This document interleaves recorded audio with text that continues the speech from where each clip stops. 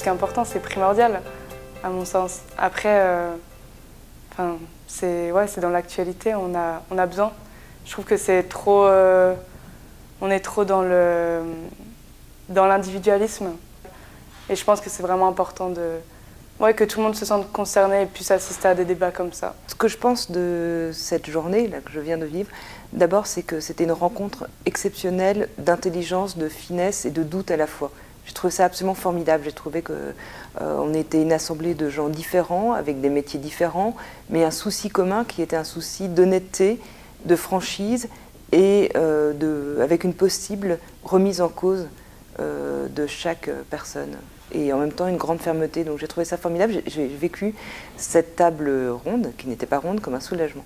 Oui, pour avoir un autre regard, prendre un peu plus de recul. Et puis il y avait quand même des intervenants qui ont beaucoup de connaissances, qui sont des intervenants qui sont actifs notamment à l'intérieur de la LICRA. Si j'ai voulu ces journées, puisque c'est la 2e édition et vraiment j'y ai beaucoup travaillé aux deux, c'est parce que justement je pense que c'est une manière aussi de parler par exemple de la Shoah, mais d'en parler autrement, d'en parler à travers justement l'action de ceux qui n'étaient pas directement visés par la Shoah et de montrer qu'il y avait toujours quelque chose à faire.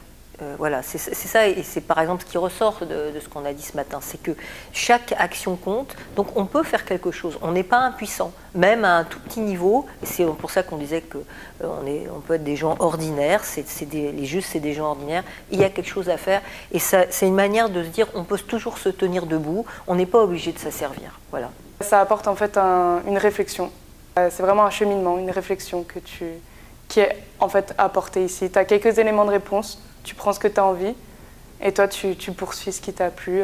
Voilà, c'est toujours intéressant de confronter les idées, les points de vue. Elles alimentent notre capacité à penser. Et surtout dans les temps où on est, enfin, évidemment quand on a prévu ces journées, on n'avait pas du tout dans l'idée qu'il allait avoir les attentats du 13 novembre. Mais la question elle s'est posée forcément cette semaine, est-ce qu'on les maintient?